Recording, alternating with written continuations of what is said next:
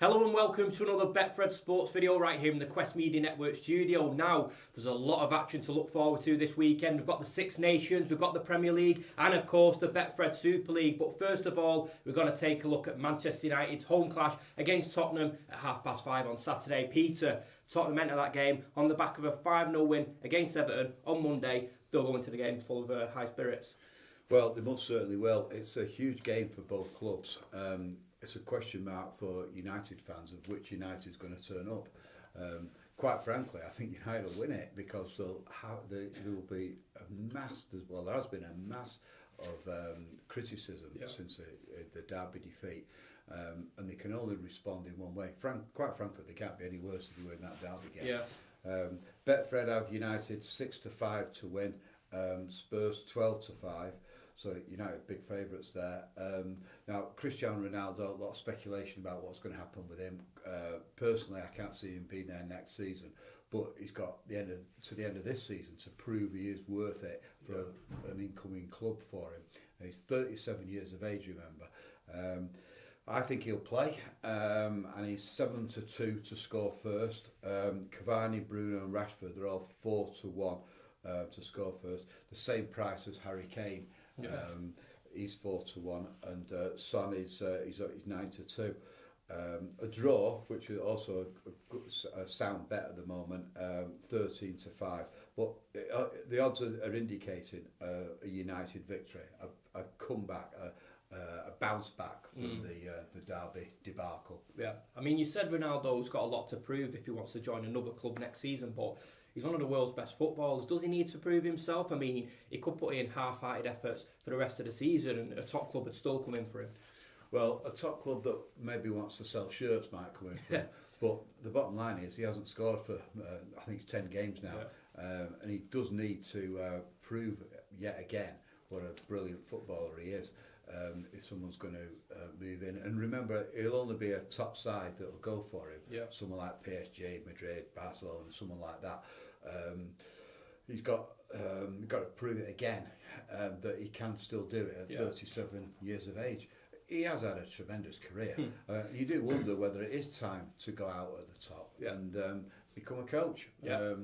Or go to America, for instance. That's another prospect for him. Even potentially China as well. They've got a lot of money now, haven't they? Yeah, certainly. Yeah. Well, where will Cristiano Ronaldo head to next season? Who knows? It's going to be an interesting summer. But as Peter just said then, maybe he'll go to PSG. But PSG knocked out of the Champions League early this week, capitulated at Real Madrid, ended up losing 3-1 aggregate. Karim Benzema hat-trick in 17 minutes. Peter, what a world-class player he is and what a game it was. Yeah, he's the sort of player who just does what he's best at. He doesn't try to flower it with other skills in midfield or falling back into more defensive positions. He just puts the ball in the onion bag and he does it regularly and has done all through his career. What a fantastic player. We touched on United and Tottenham, and I've just been checking out the top 4 odds. United have slipped way down the pecking order now.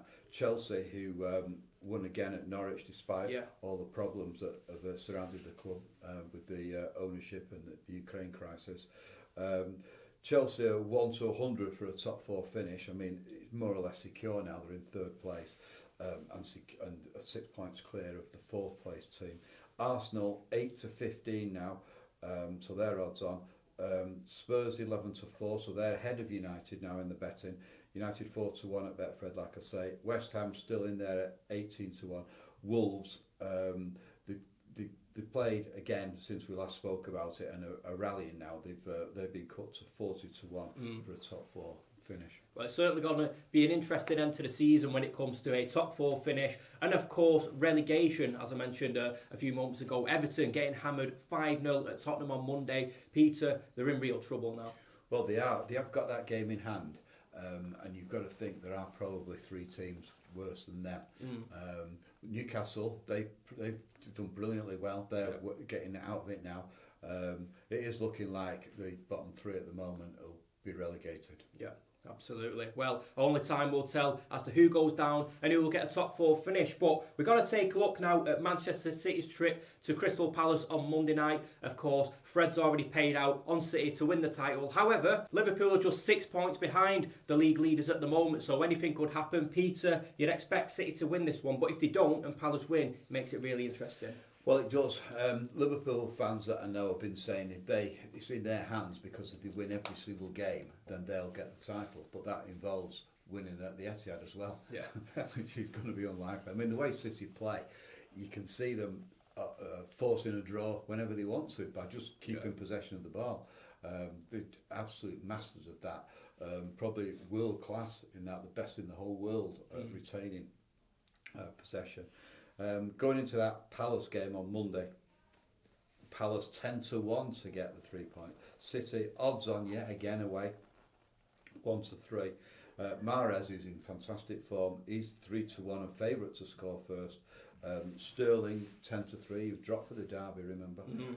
Maybe he's got things to prove. He's 10-3 to score first. De Bruyne and Foden both 4-1. I mean, Phil Foden at the moment is playing out of his skin. Yeah. What a player he's turned out to be. And all that criticism that the manager got about not sending him out on loan, well, you can forget all that now because he's coming into his own now. Yeah. He could be described as world class. Yeah, I was going to say that then. And he could win the World Cup for England. He's that good. Yeah. Well, the World Cup, not too long away now, in December. I, for one, can't wait for that one. And, of course, we've got a big weekend of Six Nations coming up. So, if you don't really fancy watching Manchester United taking on Tottenham at 5:30, we've got England taking on Ireland. And England are 6-1 to win the Six Nations outright. And, of course, as Peter alluded to then, we do have some Super League action taking place this evening. It's going to be a real humdinger. We've got St Helens in first, taking on Warrington Wolves in fourth. Peter, can't wait for this one. No, it is one of the most eagerly awaited fixtures of the whole season. It's come early this year. St Helens unbeaten so far this season. They're 2-9 to win tonight with Betfred. Warrington 18-5. I saw Warrington play against Catalans. They are rallying somewhat. They have got. They've traditionally got a team of superstars who don't play as a team, and that's proven to be the case again this year. I think Daryl Powell, I know Daryl Powell was absolutely scathing after that defeat against Catalans at home last Friday, and he'll be looking for a lot more against St Helens, who he knows, like everybody else knows in Super League, are the team to beat. St Helens going for 4 titles on the bounce, and the odds do indicate that we think St Helens will win, but you never really know. Tom Makinson 11-2 to score the first try. Josh Sims 7-1.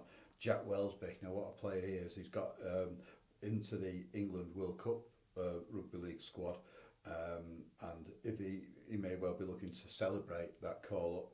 He's 9-1 to score the first try against Warrington on Friday night. Well, as Peter said then, St Helens on fire at the moment, leading the Betfred Super League, and they are going for a 4th consecutive grand final title. Well, we've also got the Cheltenham Festival to look forward to, which starts next Tuesday. And of course, in this week's Tameside Reporter and Glossop Chronicle, we've got a 3-page special on the festival. Peter, I know you for one can't wait for this. Well, I can't. The first day is looking like it'll be Honeysuckle's Day in the... right, it is looking like Honeysuckle's Day in the Champion Hurdle, which is the feature race on day 1, of course. So it is fascinating to see how Cheltenham's back after 2 years where we've not had a crowd. Yeah. That famous roar on Tuesday should be fantastic. And there's all the subplots going on behind the scenes here that fascinate me, such as the battle between the bookies and the punters, and also the battle between the Irish owners and the English owners. Yeah. And that's not to demeanour in any way the race between the jockeys to be the top jockey in the 28 races. Yeah. there's all sorts of bets you can take out with Betfred on the festival, and it is one of our busiest ever weeks. In fact, all holidays cancelled at Betfred while we sort out the Cheltenham coverage. Yeah, I can imagine. Well, as Peter said then, we do have a free pay special in this week's Tameside Reporter and Glossop Chronicle with all the latest information and odds ahead of the festival. And if you do fancy a punt on any of the Premier League fixtures, Super League fixtures or Six Nations fixtures, Betfred stores are now open, but you can also bet online via their app.